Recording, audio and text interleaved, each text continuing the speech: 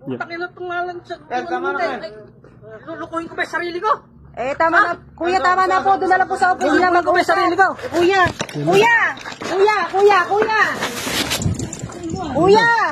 Papatayin ko yung hayop na yan. May baril, tapos papatayin pa raw. Oy! Ganyan. Oh, solar panel. Ikaw nakita ko bumaba eh. Saan po bumaba? Saan doon? Galing po ako sa May tubo. passenger seat. Nakakala niyo tayo ko. Utang ina nyo. Pwede naman po pag-usapan kung ano pong problema, sir. Ang problema ngayon, natalisikan kami rin eh. Yung ba problema eh, apakabilis-bilis ng driver nyo. Saan po ba kayo banda, parte? Eh, dyan sa labas. Sa labas lang. Sino matutuwa nun? Kaya nga tinatanong ko, asa yung driver nyo eh? Tatlo po kaming sakay nung kanina. Oh. Bali, 4 po kami, pati yung driver. Asan yung driver? Lumabas nga po. Pero Pero alam po. sama mo ko. Pa, Sama mo ko. Kung saan antayin yung na lang driver? po natin dito. May matapang si kuya ha. Marami yung mga yan. Oh, may dala pang tubo. Tang nakakita nyo, apaka-right putik ako, pumunta sa malalim. Para lang hindi huminto ako. Nagdahan-dahan naman po. Ano nagtahantat? Tingnan mo yung itsura ng motor ko. Eh, nandun nga po kayo sa may lubak eh. Eh, malakas pala tama dito eh. Nakita mo na nga lubak eh. Ba't nagkapura pa kayo? Hindi naman po nagapura. Putang na, lulukuhin niyo ako eh. Tumatahip yung unahan ng banyo eh. Nakakatuwa yung ano niya. Oh, Ano nang salita sasabihin mo niya. hindi nagkapura. Diretso yung yung trabaho. Kuya, Parang kabitin yung batanggin nyo. punta na lang po kayo sa opisina. Sir, sa ano pong subcon kayo? Sir, sa opisina lang po. Diyan po, diyan. Sa Nandun Sijan. na po tayo sa office. Sir, sa ano na lang, sa opisina na lang pag-usapan. Hindi akong tahan-tahan. Kasama ka pala. Hindi mo nakita. Wag nyo na ano. Sir, at may ano kami, sir. Oh, saan ka niya? Eh, bakit sir? Sasabihin mo tagdahan-dahan ka. Sir, Ako yung driver. sir, pasuyo nga ako. Relax lang po. Sir, hindi tayo pare-paras na iba dito, sir. Taga dito lang din ho kami. Ang tapang ni kuya ha. Hindi kasi ganun. Kung sabihin mo sa driver mo, pag nakakita mo ba, hindi ganun. Di ba sabi ko po sa inyo, antayin na lang po natin. Kaya hintayin ko. Tara. Sige, continue ng trabaho, mga kuya. At nag-aabol tayo ng ano, Tapang niya, production. ang dami niyan. Hintayin nyo lang ba, driver. Hindi kasi ganun. Ako, driver din. May dala siyang tubo. Yung bakal na ano. Sakit yun. Pag tinanong. Masyasabo ka, nakita na yan. Binusinahan ko pa siya. Tapos, kuha na lang kami ng putik. Ah, nagre-reklamo Hintayin siya. nyo, driver. Kasi Sasabi ko, pag hindi ko nakita yung driver, hindi ko pararali sa barangay. Papaharap sa barangay. Para mga witness kayo ng alam naman po na. manaputikan siya pag danong ano. Papaharap ko sa barangay talaga pag hindi ko nakita yung driver na. Kasi sama ka lang kaya para sa. Antayin lang namin sa office. Akala mo Para may kasama ka doon. Kasama ka nandun. tapos humito kayo, hindi nyo ba lang kayo nakipag-usap? Paano kung kuya binalibag mo yung L3? Uy, paano hindi ko kayo babalibag eh? Dapat humito kasi kayo. Para nagkaalaman. Paano magkakaalaman ni inambaan mo na agad ng balibag? Sino ba naman may gustong tatamaan yung kwan na yun? Tangina nyo. Alam mo kasi kayo, napakakuha nyo. Apakalaki ng lubak. Ilang lubak yung dinaanan yung malalim. Oh. Maraming lubak yun hanggang dulo. Dini nga. Ilang lubak yun? Saan? Yung nataliskan nyo kami. Hanggang dito lang kami kuya. Yung isa lang na yun, doon lang tayo nagkatapat. Gumilit kayong ganon.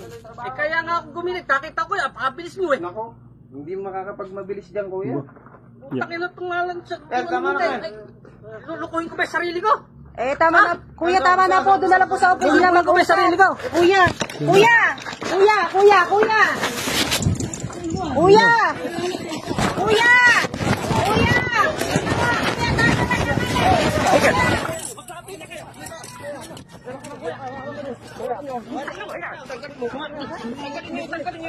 Bitawan niya! Lalo kayo hindi ko kapag ako'y nasaktan. Kaya sabi ko sa inyo, kapag ako'y nasaktan, lalo kayo makasabay na. Putang na nyo, hindi. Lalo kayo isasabay pag ako'y nasaktan.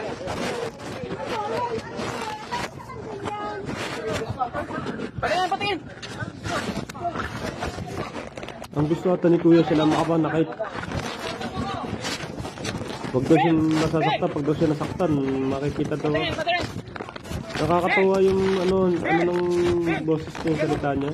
Batanggin yung kapitan niya. So, ang naano ko dito, nakamotor siya, tapos dumaan yung sasakyan. Siguro naputikan siya, na ano siya, nasabuhay siya ng putik. Ayun yung inaano niya. At ngayon naman, itong cellphone na to panigurado na sa bulsa. Hindi napatay yung video kaya ganito yung nangyari. So nangyayari, napapakinggan na natin yung mga bawat salita nila. Mukhang nagkakatakbuhan. Hindi ka natubos kuya eh. Di ba mag-isa lang sumugod? Uy. Ayan, pakinggan natin. Ano naman ni kuya? Kasi ganun talaga pag purong Kapitenyo or Batanggenyo. Matatapang talaga eh. Pero di lahat ha. Karamihan mababait. Tulad ko Batanggenyo ako. Mabait ako. Ano? Pakinggan natin. Parang tumatakbo eh oh. Nakalagay sa bulsa to, yung cellphone. Kasi gumagalaw yung sa ano eh, yung sa video. Kasi kung hawak niya lang yan, hindi gagalaw yan. Blanco lang na itim yan. Sa bulsa to siguro. Or nasa bag.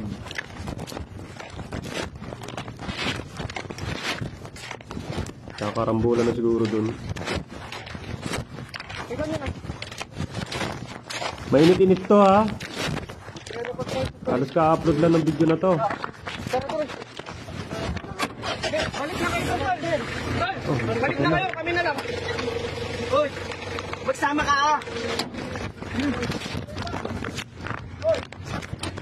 Magsama ko patay. Trobo, ano na to? Bigmaan na to siguro. Okay, tol, pagilid mo, motor.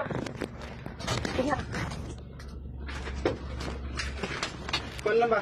Uy, check na mo. Ito, huwag kayo nakabahan. Hindi nga ako kinakabahan. Sige ka. Relax lang. Hawa ka mo. Uy, yung motor! Yung motor! Pre, pakibilis lang, pre. Ah, sasama ka, pre. Sino? Ah, pre. Pantakan mo kung ano yung pakuha mo dito dito. Ah, makana. Kaya kuya sani pre. Relax lang, pre. Relax ka lang. Patayin ko yung hayop na yan. May baril, tapos papatayin pa raw. Kanina pa yun. Pero kasi na ako sa kanina. Naku, bitin. Hindi na natin malalaan kung anong nangyayari. Bitin yung video. Pinatayin na. Pero yung huling yun, atay ka. Nagsalita siya ng pakukuha ng baril tapos papatayin ko.